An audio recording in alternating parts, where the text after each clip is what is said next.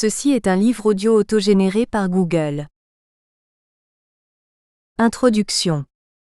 À Rome, la doctrine était appelée jurisprudentia, terme renvoyant à l'idée de prudence ou même de sagesse des jurisconsultes. L'intimité problématique entre la jurisprudence et la doctrine remonte ainsi jusqu'à une confusion historique de l'un et l'autre terme. Aujourd'hui, la jurisprudence et la doctrine désignent des objets bien différenciés. Il faut néanmoins gager qu'elles se considèrent moins telles de simples collaboratrices que telles des sœurs profondément liées l'une à l'autre. Cet ouvrage sera consacré à cette relation entre la jurisprudence et la doctrine qui, si elle a été longtemps tumultueuse, l'une ayant pu en venir à renier l'autre, n'en est pas moins devenue une relation intense, quasi fusionnelle. Certes, au XIXe siècle, la doctrine voulait être l'interprète fidèle du code. C'est la loi qui était alors son égérie. Mais désormais, la jurisprudence l'a supplantée et s'est affirmée telle l'idole des professeurs de droit. À l'heure du droit global, à l'ère du droit postmoderne, la doctrine en vient de plus en plus souvent à constater et à étudier la jurisprudentialisation et la jurisprudentialité du droit.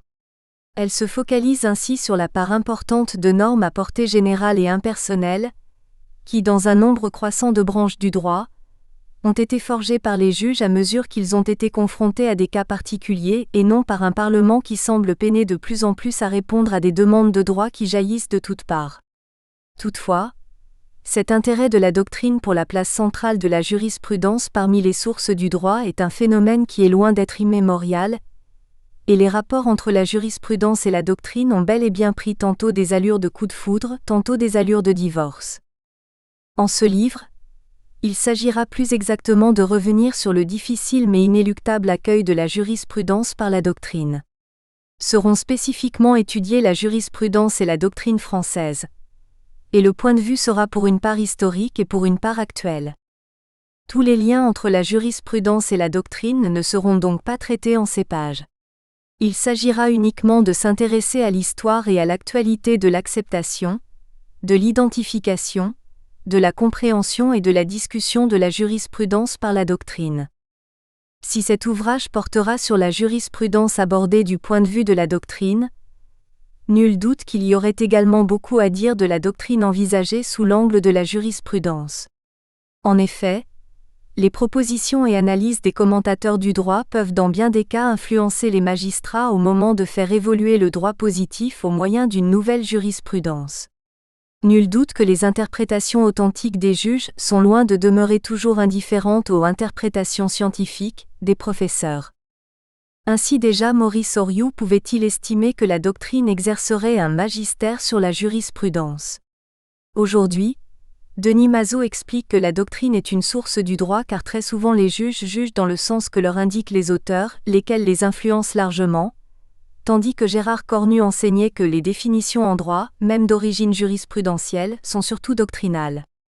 Dans le même temps, des auteurs font de la doctrine, au même titre que l'équité, que la pratique et même que les codes de conduite privée, un genre de normativité concurrent ou complémentaire par rapport à la normativité juridique classique. Et cette normativité originale ne saurait laisser les juges indifférents, a fortiori en des temps de transition vers un nouveau droit contraint de faire une place aux sources non étatiques de normes. Les mouvements du monde juridique conduiraient à l'écroulement du droit moderne, droit légicentré tout en intégrant une part importante de jurisprudence, et à l'avènement du droit postmoderne, un droit de consultant résolument tourné vers la doctrine. En effet, si l'on enseigne que la doctrine et la jurisprudence sont les tuteurs de la loi, il paraît également vrai et de plus en plus vrai que la doctrine soit le tuteur de la jurisprudence. Plus le droit contemporain mute et se complexifie, plus la doctrine est appelée à jouer un rôle cardinal, notamment à l'égard de la jurisprudence, les juges ayant semble-t-il de plus en plus besoin d'être orientés, d'être éclairés si ce n'est d'être guidés. En outre, il est remarquable que dans certains pays, notamment au Brésil et au Portugal, une décision de justice ne peut modifier la teneur du droit positif qu'à condition qu'il existe un accord de la communauté juridique à ce sujet, communauté qui englobe les juges, les professeurs et les avocats. Et il faut rappeler le fameux article 1er du Code civil suisse, lequel dispose que, à défaut d'une disposition légale applicable, le juge prononce selon le droit coutumier, et à défaut d'une coutume, selon les règles qu'il établirait s'il avait à faire acte de législateur. Il s'inspire des solutions consacrées par la doctrine et la jurisprudence. Où doctrine et jurisprudence se rejoignent en tant que conseil du législateur, mais il est certain que la doctrine peut aussi souvent devenir la conseillère de la jurisprudence. Historiquement, il est même arrivé que la doctrine fasse le droit quasi formellement. Ainsi, dans le droit romain, les opinions de certains jurisconsultes s'imposaient aux magistrats telles de véritables lois. Au Moyen Âge, après la renaissance du droit romain favorisée par la doctrine de l'époque, la communis opinio doctorum, l'opinion commune des docteurs, bénéficiait d'une même autorité. Sous l'Ancien Régime, l'influence des maîtres sur la construction du droit a été ô combien décisive, que ce soit au moment de codifier les coutumes ou au moment de forger un droit national en lieu et place du droit régionalisé. Le droit des juges suivait alors largement le droit des professeurs. Aujourd'hui, la doctrine joue un rôle en amont et en aval des décisions juridictionnelles. En amont, elle peut être consultée par les juges et leur donner de précieuses indications. En aval, il lui revient de comprendre, d'expliquer et éventuellement de critiquer ces décisions juridictionnelles. En ce sens, Adhémar Esmin a assigné 2 objectifs à la doctrine: éclairer la jurisprudence acquise et préparer la jurisprudence à venir. Et Georges Vedel pouvait il y a peu montrer combien la juridiction administrative est à l'écoute de la doctrine. Elle la lit, entend ses arguments, y répond aussi, quoiqu'elle le fasse plus en aparté ou insidieusement qu'au vu et au su de tous. Il faut dire que, de l'aveu même de certains magistrats, des formules sont parfois introduites dans les décisions de justice alors que les juges sont conscients du caractère incertain de leur portée ou de leur périmètre juridique, cela dans l'attente des commentaires de la doctrine. Aussi peut-on noter que la boutade « j'attends de lire votre commentaire pour comprendre ce que j'ai décidé » n'est pas toujours une coquetterie. Surtout, les jurisprudences sont en partie dépendantes de la doctrine puisqu'il appartient à cette dernière de faire connaître et par conséquent, de faire prospérer les décisions de justice revêtant un potentiel effet jurisprudentiel. Un jugement ou un arrêt non ou peu commenté dans les revues juridiques, ou bien encore largement commenté mais par des auteurs, jugeant les juges, mal avisés risquera fort de ne jamais devenir jurisprudence.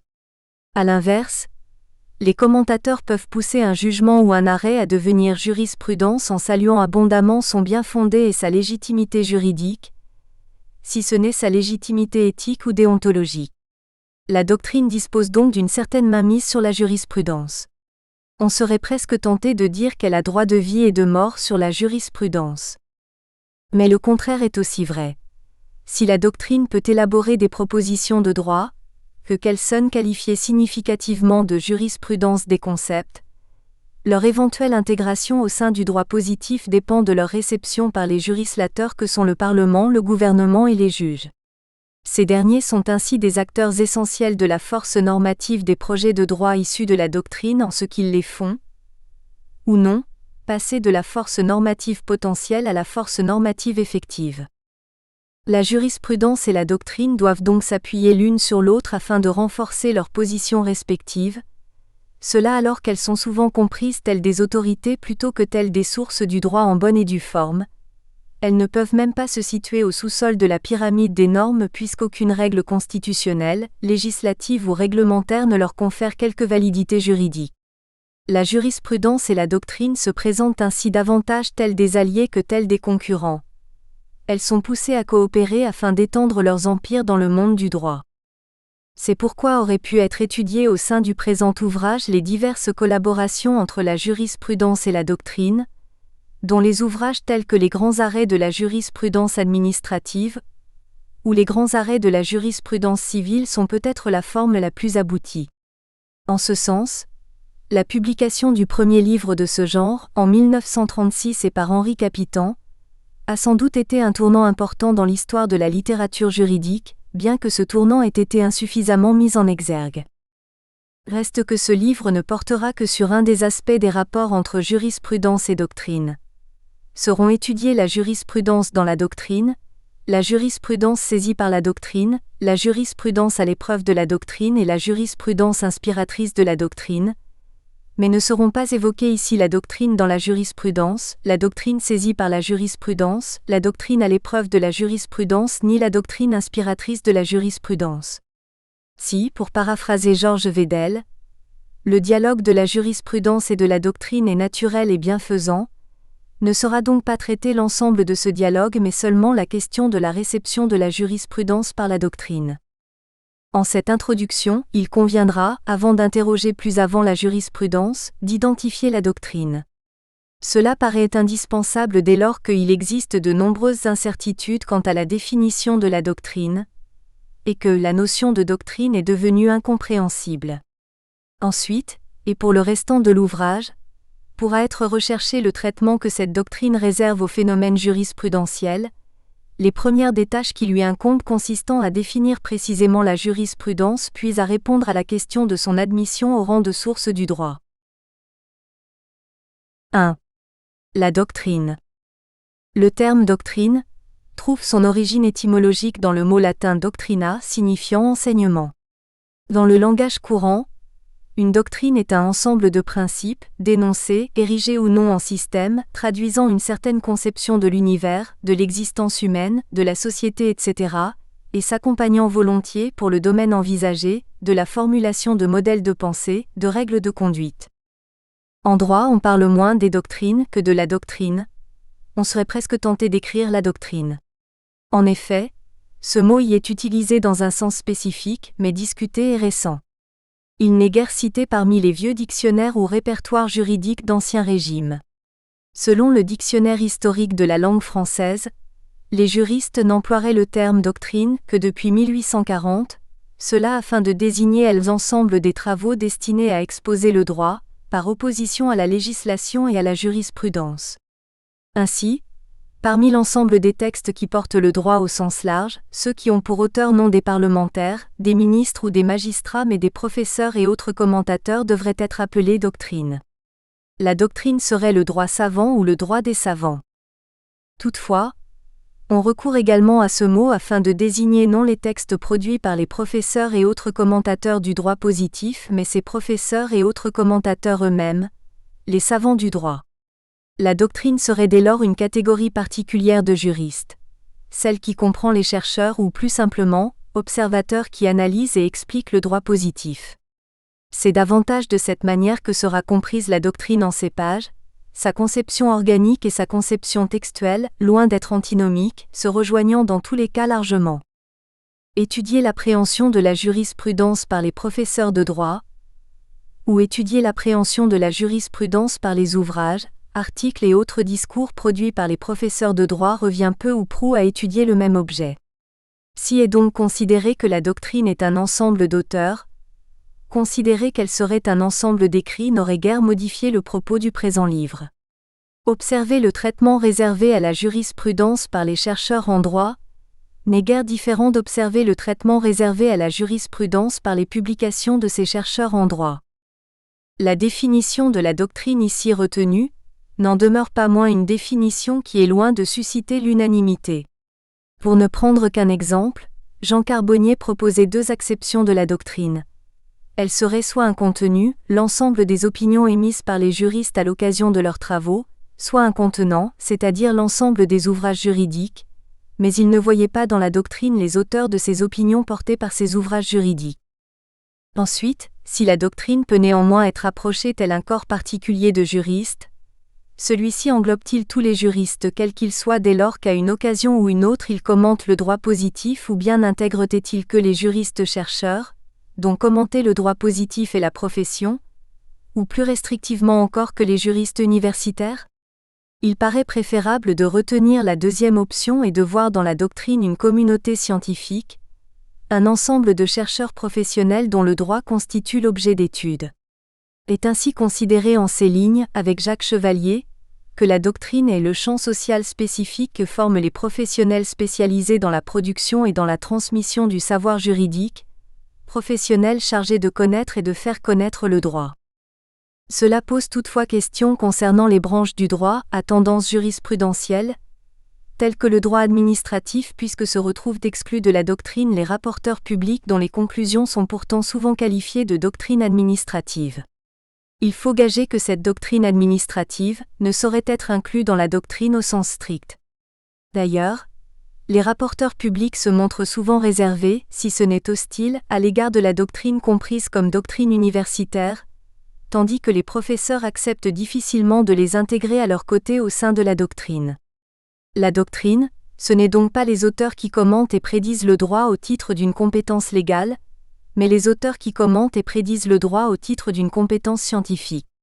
Telle que comprise en ces pages, elle est l'ensemble des personnes qui, ayant pour mission d'enseigner le droit, ont pour vocation de réfléchir sur le droit. Ensuite, pareille conception implique de ne pas retenir l'opposition de la doctrine et de la science du droit, mais de plutôt rapprocher l'une et l'autre, de définir la doctrine par la science du droit, de faire de la doctrine l'organe de la science du droit. On explique que la science du droit entend se placer en dehors du droit, tandis que la doctrine entend au contraire s'impliquer délibérément en lui. La doctrine, telle que conçue en ces lignes, désigne au moins pour une part les scientifiques du droit qui étudient le droit d'un point de vue externe, les auteurs faisant œuvre de politique juridique et envisageant le droit d'un point de vue interne n'étant évidemment pas exclus du cercle de la doctrine. Cette dernière peut donc aussi bien chercher à créer de pures connaissances sur le droit, que chercher à contribuer à la création ou à l'application du droit sous un angle plus ou moins idéologique et plus ou moins pragmatique. Il sera néanmoins surtout question de la doctrine des scientifiques du droit, qui façonnent le savoir sur le droit, au sein du présent ouvrage dès lors que son objet sera la compréhension du phénomène jurisprudentiel par la doctrine et non les apports de la doctrine à la jurisprudence. En outre, si la doctrine peut être conçue telle une entité, mieux vaut sans doute ne pas retenir une conception excessivement corporatiste et ne pas en déduire une quelconque solidarité, sur le modèle de la solidarité gouvernementale, qui interdirait aux professeurs de droit de tenir des positions personnelles, d'emprunter des voies divergentes et de faire œuvre de proposition, cela même si, de fait, le suivisme et le dogmatisme semblent imprégner les facultés de droit plus fortement que des autres facultés de sciences humaines et sociales. D'ailleurs, d'aucuns expliquent l'usage commun dans la littérature juridique, de la première personne du pluriel par le fait que chaque auteur écrirait au nom de la doctrine. Selon nous, la jurisprudence s'égare, de notre point de vue, la loi est trop bavarde, nous pensons qu'une réforme serait souhaitable, etc. Concernant une même problématique, le visage de la doctrine peut pourtant se présenter sous des jours très variables dès lors que les auteurs tiennent parfois des discours différents, si ce n'est des discours incompatibles et contradictoires. La doctrine ne saurait donc constituer un corps de pensée parfaitement organisé et homogène, dont les tendances et les desseins seraient rigoureusement cohérents et harmonieux. Et on peut sans doute s'en réjouir tant, la division de la doctrine est son moteur. Or, la jurisprudence n'a pas été la dernière des questions à susciter le débat au sein de la doctrine et à engendrer des joutes doctrinales ou des querelles doctrinales mémorables, quoiqu'en certains temps de crise doctrinale, bien plus que dans les périodes calmes au cours desquelles les auteurs tendent à considérer la problématique résolue et à s'en détourner.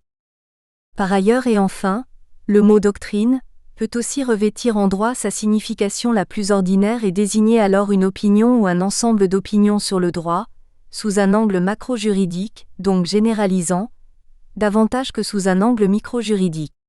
Tel est le sens de doctrine lorsqu'on évoque la doctrine de tel professeur, ou encore la doctrine de la Cour de cassation. Toutefois, on préférera dans ces cas parler de théorie ou de philosophie du droit plutôt que de doctrine du droit. Il y aurait bien entendu beaucoup plus à dire de la doctrine, laquelle n'hésite pas à faire œuvre réflexive et à se prendre pour objet. Notamment, les travaux historiques ou comparatistes relatifs à la doctrine sont toujours fort intéressants. Et pourraient être étudiées les diverses fonctions de la doctrine, ainsi que ses dérives et ses crises, ou encore la question de son autorité qui peut-être se délite et par conséquent, une doctrine sans autorité étant vouée à disparaître, met sa pérennité en doute.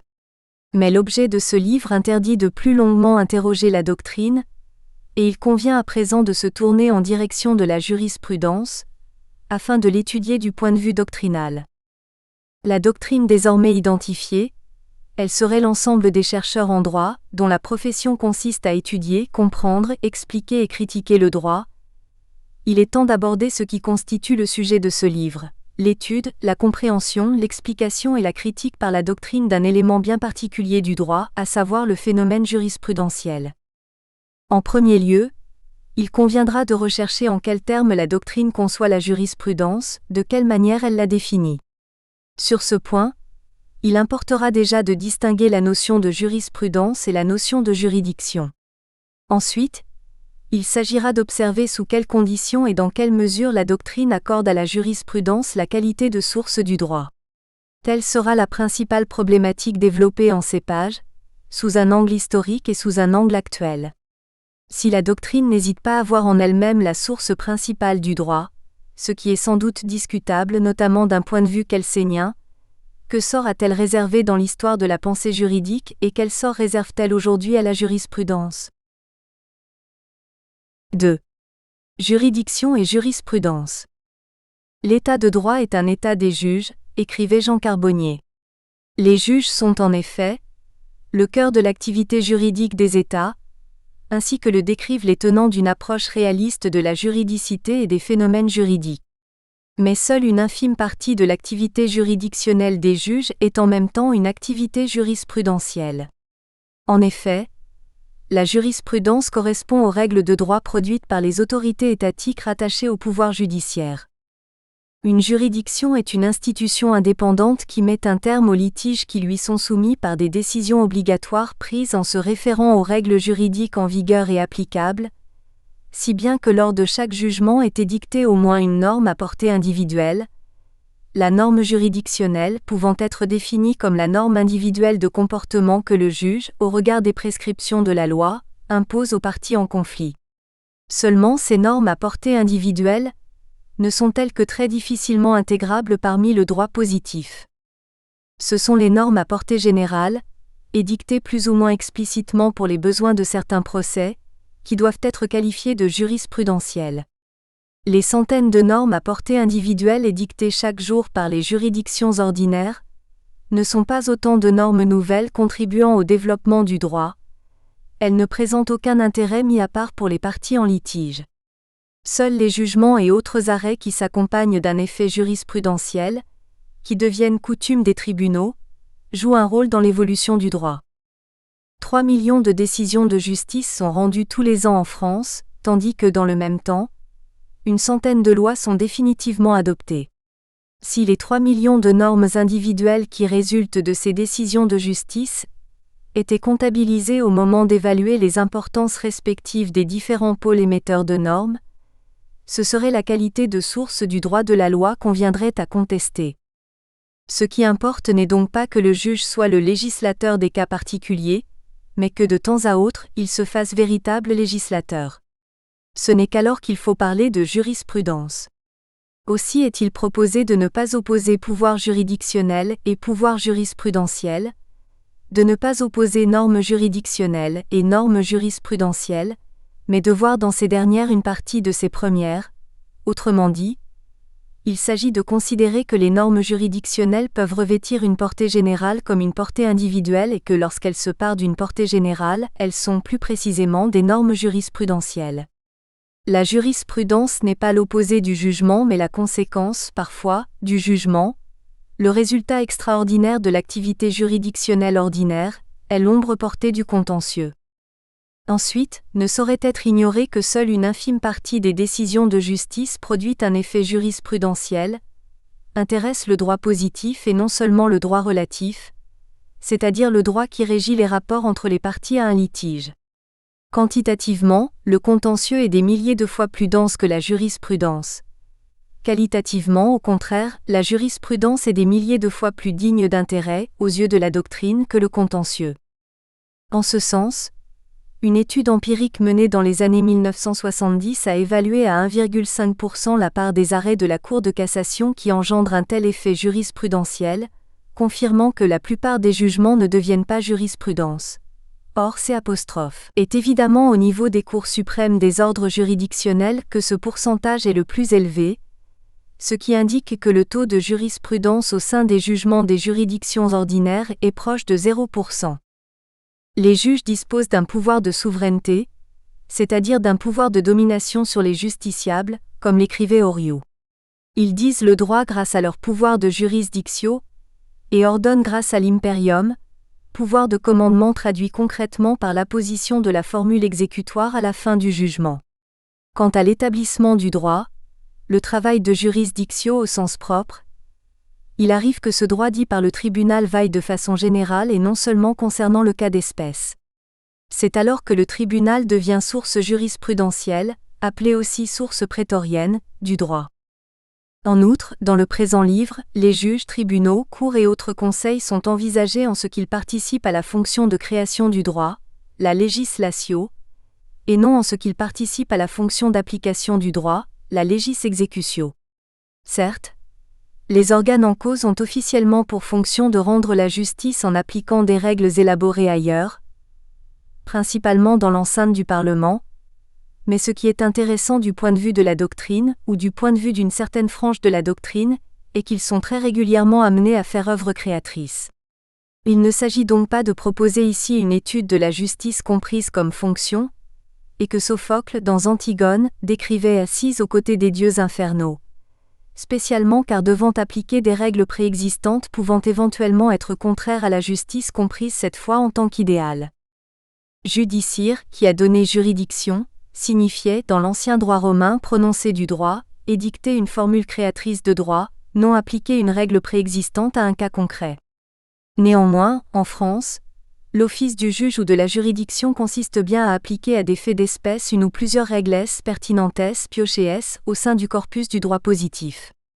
Juger consiste à appliquer une ou des règles générales et abstraites à des données factuelles afin de trancher une situation conflictuelle par une décision obligatoire et qui peut être exécutée en recourant à la force publique. La jurisprudence est tout autre chose. Mais qu'est-ce exactement ? Le premier défi posé par la jurisprudence à la doctrine est de répondre à cette question. Si la jurisprudence est un phénomène juridique, celui-ci se reconnaît en fonction de la définition de la jurisprudence retenue par la doctrine. Or, cette définition est moins précisément fixée qu'on pourrait le penser au premier abord, et la jurisprudence semble être aujourd'hui toujours une notion nébuleuse. 3. La définition de la jurisprudence, première pierre d'achoppement de la doctrine. Le terme jurisprudence est parfois considéré comme étant l'un des plus difficiles à saisir de tout le vocabulaire juridique. Son sens paraît pourtant aller de soi, actuellement, dans l'antre des facultés de droit. Néanmoins, jurisprudence est de temps à autre utilisée dans des acceptions différentes de celles présentement retenues, si ce n'est dans des acceptions incompatibles avec elles. Par exemple, les historiens du droit peuvent expliquer que, au Bas Empire, l'étatisation galopante a fait disparaître la jurisprudence comme source créatrice de droit. La jurisprudence serait ainsi le propre des sources privées du droit, s'opposant aux normes issues des sources étatiques. Dans cette citation, la jurisprudence désigne la doctrine des jurisconsultes. Rome n'a jamais séparé l'activité de praticien et la fonction doctrinale, et on enseigne que c'est au IIe siècle. Avant Jésus-Christ qu'est apparu le terme jurisconsulte, au moment de la fondation du droit civil, désignant ces laïcs qui tentent désormais à supplanter les prêtres. Leur connaissance est la jurisprudence, définie par Ulpien un peu sentencieusement comme la connaissance des choses divines et humaines, la science du juste et de l'injuste. Le travail du jurisprudent est d'exercer la justice en faisant connaître le bon et l'équitable, en séparant l'équité et l'iniquité, en distinguant le licite et l'illicite. À Rome, le nom jurisprudentia désignait donc ce qui est aujourd'hui entendu à travers le mot doctrine. Or en ces lignes, la jurisprudence est bien une pure source étatique de règles de droit, non forcément officielles en soi, mais émanant d'organes officiels constitutifs de l'appareil public. Le recours à l'étymologie du mot jurisprudence n'est guère pertinent en l'occurrence puisque celui-ci est né de la réunion des deux mots latins, iuris et prudentia, signifiant prudence du droit, sagesse du droit, ou autrement dit, équité. On retient parfois qu'il faudrait les traduire par science du droit, mais cela paraît moins juste. C'est de la sorte qu'Ulpien utilisait jurisprudence, et c'est encore cette compréhension qui prévaut dans les pays anglo-saxons, où la jurisprudence est assimilée à la science du droit, à la prudence du juriste ou à la recherche du bon droit. Originellement donc, la jurisprudence pouvait caractériser potentiellement toutes les sources du droit, en tant qu'elles exprimaient la prudence du droit, la justice dans son acception matérielle, la justice comprise comme grande ambition du droit. Dans nombre de langues romanes et notamment en français, le nom jurisprudence a acquis un tout autre sens, étranger à son étymologie. Ce sens, observe un professeur, ne s'est imposé qu'au XVIIe. Mais, au XIXe siècle, la jurisprudence pouvait être décrite comme la science des lois, à 1000 lieues de sa signification contemporaine. Et de citer de Ferrière, auteur d'un dictionnaire qui a connu de nombreuses rééditions au XVIIIe siècle, selon qui la jurisprudence est l'induction que l'on tire de plusieurs arestes qui ont jugé une question de la même manière. Où apparaît la notion de jurisprudence telle qu'entendue en ces lignes, laquelle n'est pas une autre que celle acceptée aujourd'hui par la majorité des juristes français, cela même si d'aucuns relèvent combien elle demeure entourée d'hésitations et de malentendus, ce qui justifie de réfléchir à sa signification exacte avant de décrire le phénomène qu'elle désigne et son appréhension par la doctrine. Au terme d'un processus d'appauvrissement de son sens, la jurisprudence correspond désormais, dans les pays romano-germaniques, à l'autorité de ce qui a été jugé constamment dans le même sens, aux solutions suggérées par des ensembles de décisions suffisamment concordantes rendues par les juridictions sur des questions de droit, plus sûrement encore, à la détermination juridictionnelle d'une règle de droit, à l'apostrophe, ensemble des règles de droit qui émanent des juges, voire l'ensemble des décisions juridictionnelles des seules cours suprêmes, ou encore l'ensemble des décisions apportées par les tribunaux dans une branche du droit déterminé. La jurisprudence est ainsi l'ensemble des règles de droit consacrées par les juridictions à l'occasion de leurs activités de résolution des litiges, d'engagement des responsabilités ou éventuellement, de condamnation des auteurs d'infractions. Si la répétition de la même solution est normalement ce qui fait naître la jurisprudence, si bien qu'il s'agit d'une forme de droit spontané public, il faut aussi retenir que certaines cours, suprêmes tout particulièrement, sont capables de poser des jurisprudences en un seul et unique arrêt de principe. En somme, plus le juge est haut placé dans la hiérarchie des institutions juridictionnelles, moins il a besoin de répéter à de nombreuses reprises sa solution pour qu'elle acquiert qualité jurisprudentielle. L'incorporation de la jurisprudence au sein des sources du droit, et plus exactement, parmi les sources formelles du droit, n'en est pas moins délicate et ne nécessite pas moins quelques explications. Y réside la principale problématique que la doctrine doit résoudre, afin de préciser la place de la jurisprudence dans le droit. 4. La jurisprudence au nombre des sources du droit. Principale problématique à résoudre par la doctrine. La doctrine joue un rôle décisif à l'égard de la jurisprudence en ce qu'elle en fournit la notion générique, et ensuite, en ce que c'est souvent elle qui identifie et met en lumière les règles de droit issues de l'activité nomo-créatrice des cours et tribunaux. Si la doctrine n'est pas une source formelle du droit mais plutôt une autorité, elle n'en exerce pas moins une fonction importante dans l'architecture et dans le fonctionnement des sources du droit, son rôle de révélateur ne se cantonnant guère au seul cas des jurisprudences. Ensuite, voir dans la jurisprudence une source du droit, et même une source du droit essentielle, amène à contribuer au débat relatif à l'acceptabilité de l'idée moderne de jurisprudence, cela même s'il faut croire que, effectivement, il s'agit là d'un combat d'arrière-garde, tant désormais est rarement contestée la qualité de source du droit de la jurisprudence. Le moins que l'on puisse dire est que, en France, il n'en a pas toujours été ainsi. Les sociétés un tant soit peu organisées ont rapidement mis en place des arbitres publics, des juges officiels chargés de régler les conflits en stricte justice. Mais la question de savoir si ces juges officiels peuvent participer à la création du droit, à l'élaboration d'un corpus de règles générales, impersonnelles et permanentes, de manière officielle ou non officielle, a été très problématique. Par exemple, Carré de Malberg n'écrivait pas autre chose que « juger », c'est constater et déclarer le droit applicable à chaque justiciable ou le droit existant pour chacun d'eux, tandis que Georges Ripert faisait du tribunal le législateur des cas particuliers, et que Maurice Horiot convenait que le pouvoir de domination de l'autorité judiciaire doit s'identifier avec la domination du droit positif, du droit législatif, sous peine de prévarication du juge. Sous l'Ancien Régime, les parlements rendaient des arrêts de règlement et la jurisdictio désignait un pouvoir réglementaire général, ce qui ne signifie pas que la jurisprudence était alors une source cardinale du droit, faute de séparation des pouvoirs. Puis, La Révolution française et les grandes codifications du début du XIXe siècle, associées à la consécration de l'article 5 du Code civil selon lequel il est défendu aux juges de prononcer par voie de dispositions générales et réglementaires sur les causes qui leur sont soumises, ont profondément bouleversé la conjoncture juridique, à tel point que la loi, au sens strict, cannibalisait désormais l'attention des juristes. Néanmoins, à la fin du XIXe siècle, était créée la librairie de la Société du recueil général des lois et des arrêts et depuis lors, les exégètes ont peu ou prou disparu, ou plutôt les exégètes de la jurisprudence ont remplacé les exégètes de la loi, quand les adeptes de l'étude des jugements, arrêts et décisions sont devenus de plus en plus nombreux.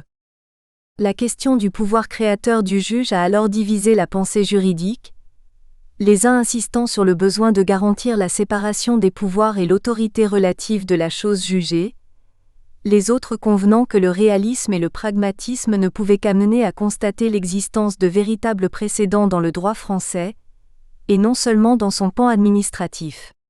Entre les deux, se trouvaient les auteurs acceptant la qualité de source matérielle des juges, soit leur qualité d'autorité, mais non leur qualité de source formelle, par exemple en évoquant la doctrine de la Cour de cassation. Certaines décisions de justice jouent assurément un rôle de source matérielle en ce qu'elles inspirent le législateur, en ce que des lois les reprennent. En témoigne, parmi de nombreux exemples, la loi du 17 juillet 1970 qui a légalisé la jurisprudence sur la protection de la vie privée. Mais tout le problème est ici de savoir si les sources juridictionnelles peuvent être des sources formelles du droit compris comme ensemble de normes générales, abstraites, impersonnelles et permanentes. Il y a peu, Pascal Demier considérait encore que, suivi de fait mais non obligatoire en droit, la jurisprudence embarrasse la doctrine qui hésite à la classer dans les sources du droit. Et Philippe Gestas pouvait observer que le commentaire d'arrêt est devenu paradoxalement l'exercice favori des professeurs de... Nous espérons que vous avez apprécié cet aperçu. Pour continuer à écouter ce livre audio sur Google Play Livres, utilisez le lien dans la description de la vidéo.